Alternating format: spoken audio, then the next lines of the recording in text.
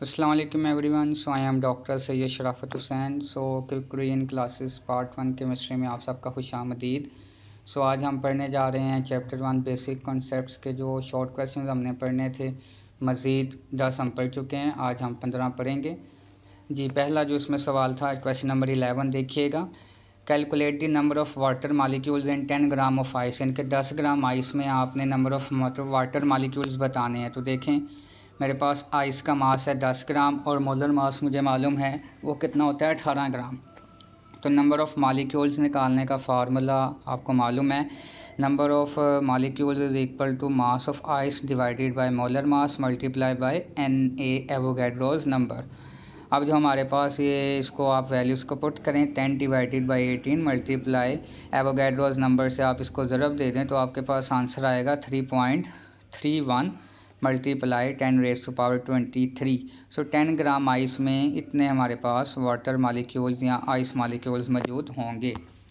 ये अगला सवाल है, calculate the mass of 2.6 multiply 10 raise to power 20 molecules of SO2 in kilogram, यानी कि किलोग्राम में आपने मालूम करना है। अब SO2 का मास, ठीक है, और उसके मालिक्यूल्स की तादाद आपको बताई गई है। So number of molecules given है, मोलर मास हमें मालूम है इसका 64 है और नंबर ऑफ़ मालिक्यूल्स बराबर होता है mass divided by molar mass multiply bye Avogadro's number. अब हमने चूँकि मास निकालना है सो मोलर मास जाके मल्टीप्लाई हो जाएगा नंबर ऑफ़ मालिक्यूल्स के साथ और Na के ऊपर हम इसको डिवाइड कर देंगे।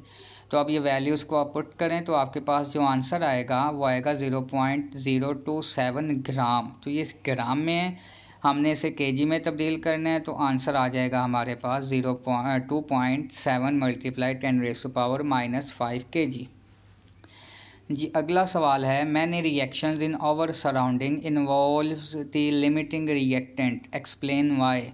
तो हमारे इर्द गिर्द बहुत सारे ऐसे रिएक्शंस हैं जो लिमिटिंग रिएक्टेंट इन्वॉल्व करते हैं, जिनमें लिमिटिंग रिएक्टेंट मौजूद होता है।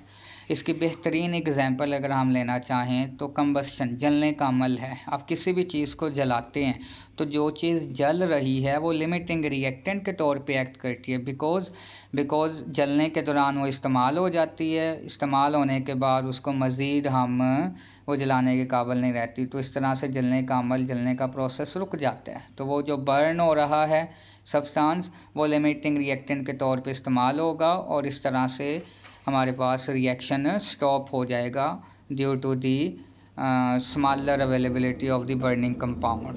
So many reactions in our surrounding involve the limiting reactant. For example, combustion is one of the best example. It is carried out in excess of air. After some time the burning substance, और वो burning substance limiting reactant होगा, is consumed and burning stops. ये अगला सवाल, what is percentage yield, या एक और इसमें से आ सकता है, how can we determine the efficiency of a reaction, या सवाल आ सकता है why we calculate the percentage yield. तो 3 किस्म के सवाल, एक इसका जवाब याद रखिएगा। Actual yield is never equal to theoretical yield, कभी भी इक्वल नहीं होती थ्योरेटिकल यील्ड से। तो हमें परसेंटेज यील्ड को कैलकुलेट करना पड़ता है और परसेंटेज यील्ड फिर किस चीज़ को ज़ाहिर करता है, which tells about the efficiency of a reaction, और ये बराबर होगा actual yield divided by theoretical yield multiply by 100। अब जितनी ज़्यादा परसेंटेज यील्ड होगी, याद रखिएगा, उतना ही ज़्यादा हमारे पास रिएक्शन एफिशिएंट होता है। तो एफिशिएंसी कब ज़्यादा होगी, जब परसेंटेज यील्ड ज़्यादा होगी जी। अगला है हमारे पास differentiate between theoretical yield and actual yield. तो एक्चुअल यील्ड और थ्योरेटिकल यील्ड में फ़र्क है। तो देखें हमारे पास जो एक्चुअल यील्ड है, the amount of product obtained actually after performing an experiment, इनके एक्सपेरिमेंट करने के दौरान जो हकीकतन हमारे पास मिकदार प्रोडक्ट की हासिल होगी उसे एक्चुअल यील्ड कहेंगे। And it is always lesser than theoretical yield, क्योंकि बहुत सारी इसकी वजूहात हैं, मैकेनिकल लॉस है, इनएक्सपीरियंस है एंड मैनी अदर रीजंस। तो अब थ्योरेटिकल यील्ड क्या है? The amount of product calculated from the balance chemical equation is called theoretical yield. यानी कि बैलेंस केमिकल इक्वेशन से हम जो यील्ड हासिल करते हैं उसे थ्योरेटिकल यील्ड कहते हैं, और ये ग्रेटर होती है। इसकी वजूहात हम पिछले लेक्चर में डिटेल में पढ़ चुके हैं जी। अगला सवाल क्लास देखिएगा जी। Magnesium atom is twice heavier than carbon atom. जो मैग्नीशियम एटम है वो कार्बन एटम से 2 गुना ज़्यादा भारी होता है। उसकी रीज़न, मैग्नीशियम एटम का मास है 24 और कार्बन का है 12। उसकी वजह ये है कि नंबर ऑफ़ फंडामेंटल पार्टिकल्स जो होते हैं मैग्नीशियम में वो डबल होते हैं और कार्बन में उससे हाफ होते हैं। ये एक टेबल है, इसमें आप देख भी सकते हैं। प्रोटॉन 6 हैं तो मैग्नीशियम में 12, इलेक्ट्रॉन कार्बन में 6 हैं तो मैग्नीशियम में 12। इस तरह से टोटल नंबर ऑफ़ पार्टिकल्स अगर देखे जाएँ तो कार्बन में 18 हैं और मैग्नीशियम में 36। और चूँकि एटॉमिक मास प्रोटॉन और न्यूट्रॉन पे ही डिपेंड करता है, सो 6 है कार्बन में, तो टोटल इसका 12, मैग्नीशियम में प्रोटॉन 12 न्यूट्रॉन 12, तो टोटल इसका एटॉमिक मास 24 होगा। तो इस तरह से magnesium is twice heavier than carbon atom जी। अगला सवाल हमारे पास 180 ग्राम ऑफ ग्लूकोज है and 342 gram of sucrose have same number of molecules but different number of atoms in them. इनके इनमें नंबर ऑफ़ मॉलिक्यूल सेम होते हैं लेकिन नंबर ऑफ़ एटम्स इनमें डिफरेंट होते हैं। अब इसकी वजह क्या है?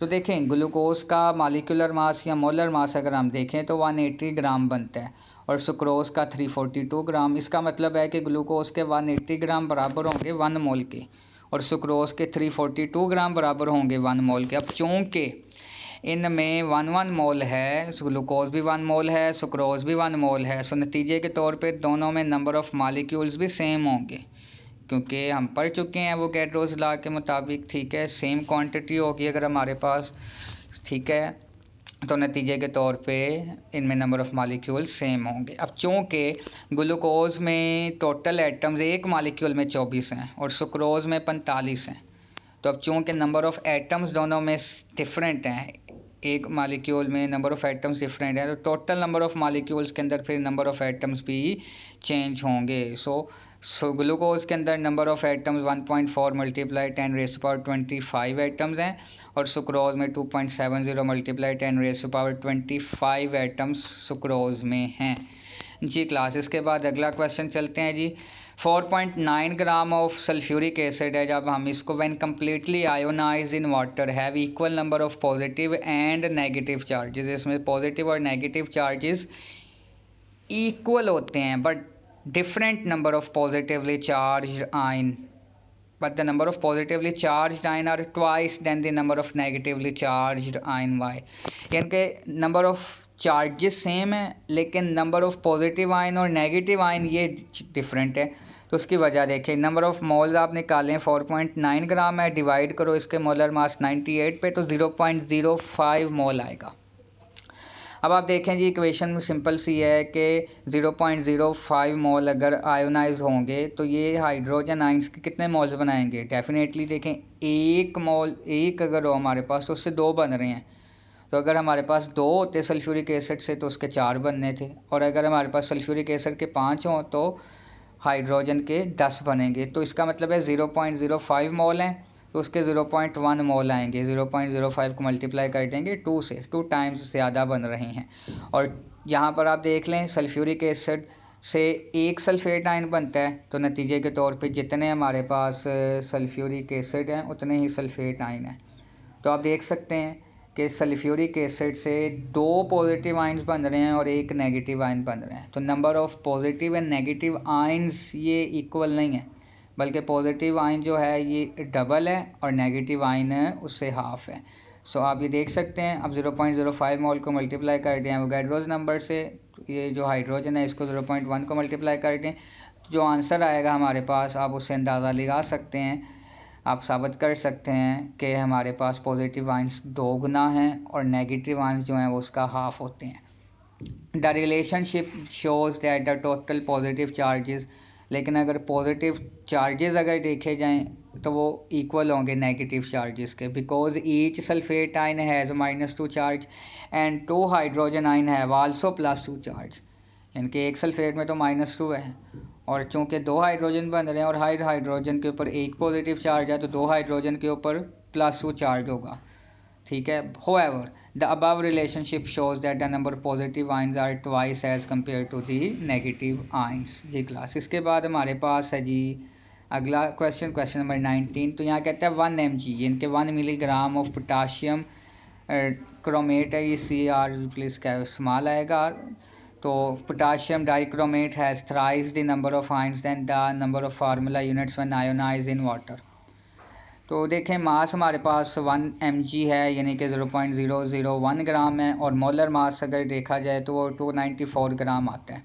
आपने नंबर ऑफ फार्मूला यूनिट्स निकालने हैं, आप वही फार्मूला लगाएंगे mass divided by molar mass multiply bye Avogadro's number. इसको हल करें तो आंसर हमारे पास नंबर ऑफ फार्मूला यूनिट्स आए हैं 2.0 मल्टीप्लाई 10⁻18, 2.04 मल्टीप्लाई 10⁻18।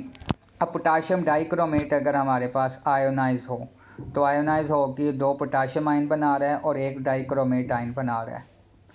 तो इस तरह से अगर मेरे पास 2.04 इंटू 10⁻18 पोटाशियम डाइक्रोमेट होंगे तो ये पोटाशियम आयन कितने बनाएंगे, इसको 2 से मल्टीप्लाई कर दो नंबर ऑफ फार्मूला यूनिट्स को, और हमारे पास डाइक्रोमेट आयन कितने बनेंगे, जितने ही हमारे पास पोटाशियम डाइक्रोमेट हैं सेम बनेंगे।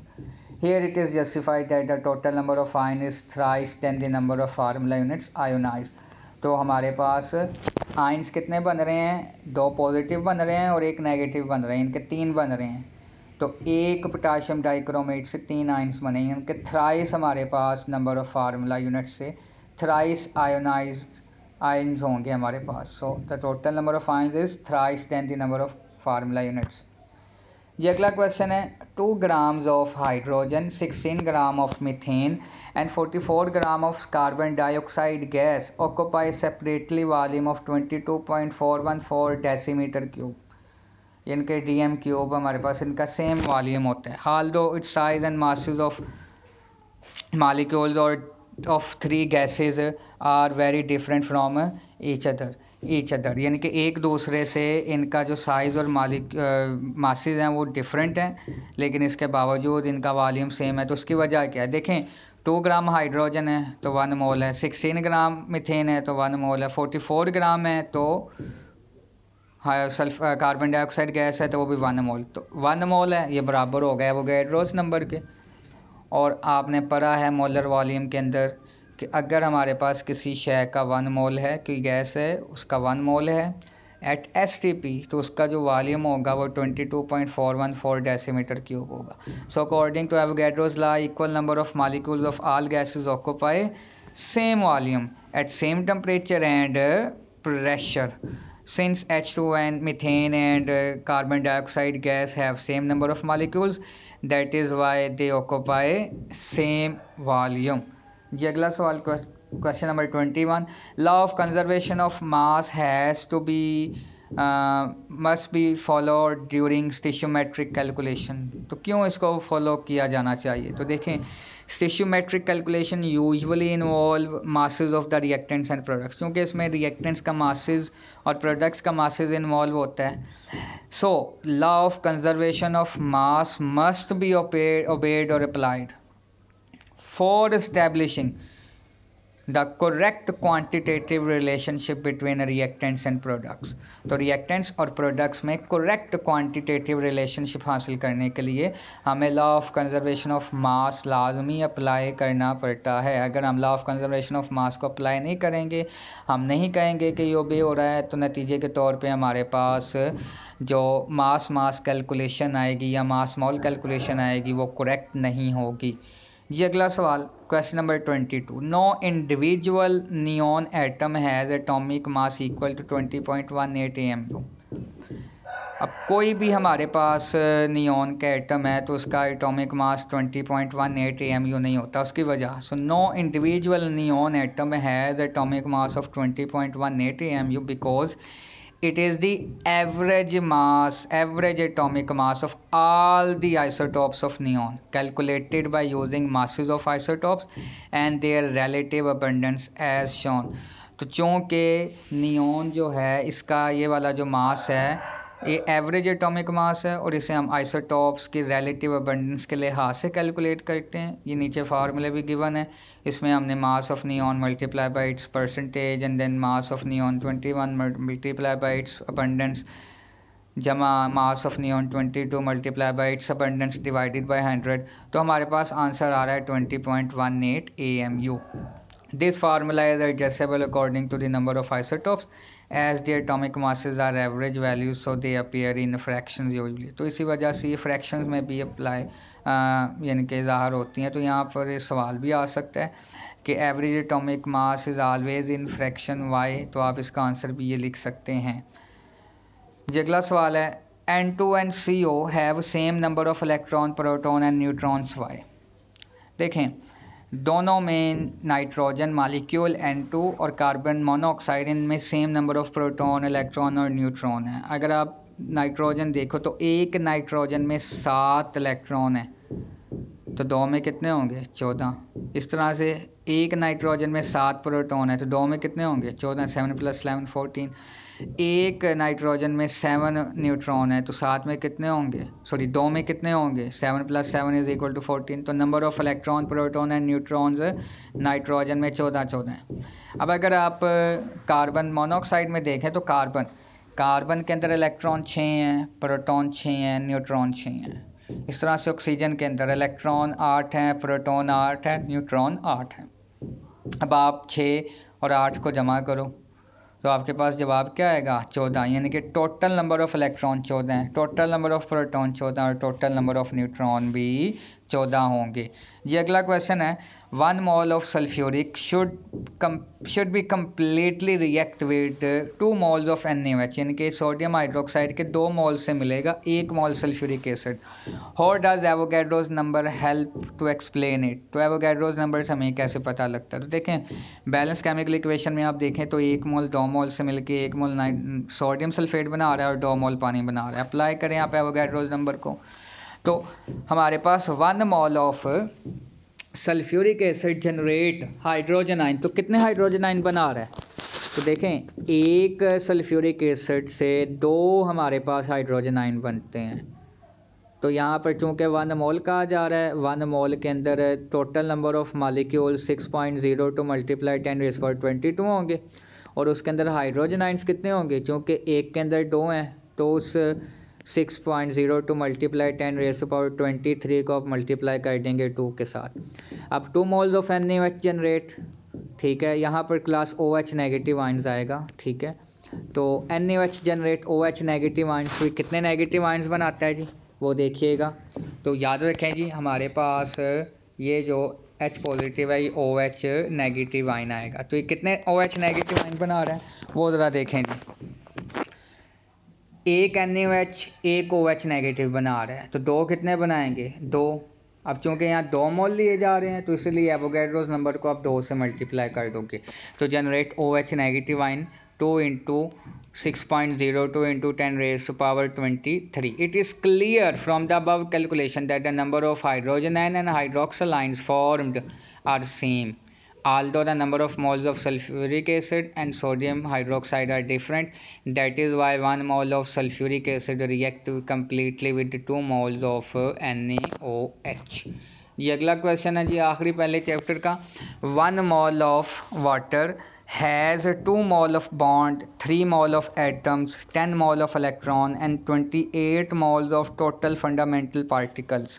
तो देखें 1 मोल पानी में 2 मोल बॉन्ड कैसे हैं? तो आप पानी का मालिक्यूल जो है आप उसको देखें। अगर आप देखें पानी का मालिक्यूल तो OH H2O आप देख रहे हैं, इसमें नंबर ऑफ बॉन्ड है 2, 1 और ये हो गए जी 2, तो नंबर ऑफ बॉन्ड इसमें है 2, सो 2 कोवलेंट बॉन्ड हैं और एक मालिक्यूल में 2 हाइड्रोजन एटम्स हैं, ठीक है, और 1 ऑक्सीजन एटम है। सो इस तरह से टोटल नंबर ऑफ एटम्स कितने हो गए हमारे पास 3। So 1 water molecule has 2 covalent bond, 2 hydrogen and 1 oxygen atom, so total atoms are 3। अब आप अगर देखो ऑक्सीजन एटम तो इसका एटॉमिक नंबर 8 है, मास नंबर इसका 16 है। इसका मतलब इसमें 8 इलेक्ट्रॉन होंगे, 8 प्रोटॉन होंगे, 8 न्यूट्रॉन होंगे ऑक्सीजन में। सो 8 8 और 8 तो जमा करें तो क्या आंसर आता है हमारे पास, 8 जमा 8 16, 8 जमा 24। सो 24 फंडामेंटल पार्टिकल एक ऑक्सीजन एटम में है, और एक इलेक्ट्रॉन, एक प्रोटॉन और एक न्यूट्रॉन पाया जाता है हाइड्रोजन में। तो इसका मतलब है यहाँ 2 हाइड्रोजन है, एक हाइड्रोजन में 3 फंडामेंटल पार्टिकल हैं, तो 2 हाइड्रोजन में कितने फंडामेंटल पार्टिकल होंगे जी, ठीक है जी, कितने होंगे हमारे पास, 2 हाइड्रोजन के अंदर हमारे पास फंडामेंटल पार्टिकल्स, तो वो आ जाएंगे हमारे पास 2 3 3 6, तो इस तरह से 6 आ जाएंगे ये। तो इस तरह से हमारे पास क्लास जो 10 मोल्स ऑफ इलेक्ट्रॉन आएंगे, ठीक है, और जो फंडामेंटल पार्टिकल्स होंगे वो 28 मोल्स हमारे पास फंडामेंटल पार्टिकल्स आ जाते हैं। तो इस तरह से 1 mole of water has 2 moles of bond, 3 moles of atom, 10 moles of electron and 28 moles of fundamental particles. Class यहाँ पर माजरत के साथ, यहाँ पर हाइड्रोजन एटम के अंदर न्यूट्रॉन कोई नहीं होता है जी क्लास, बिल्कुल हाइड्रोजन एटम में न्यूट्रॉन कोई नहीं है, इसमें माजरत, हाइड्रोजन के अंदर न्यूट्रॉन कोई नहीं है। तो इस तरह से हर हाइड्रोजन के अंदर सिर्फ 2 फंडामेंटल पार्टिकल हैं। तो 2 जमा 2 ये हो गया हमारे पास 4, ठीक है।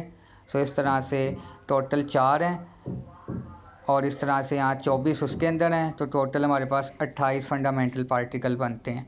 तो इस तरह से क्लास ये आंसर आएगा हमारे पास। बहुत शुक्रिया जी, इसको आपने प्रेजेंटेशन बना के, एक असाइनमेंट बना के आपने मुझे सेंड कर देनी व्हाट्सएप नंबर पे। बहुत शुक्रिया क्लास आपका, थैंक यू वेरी मच।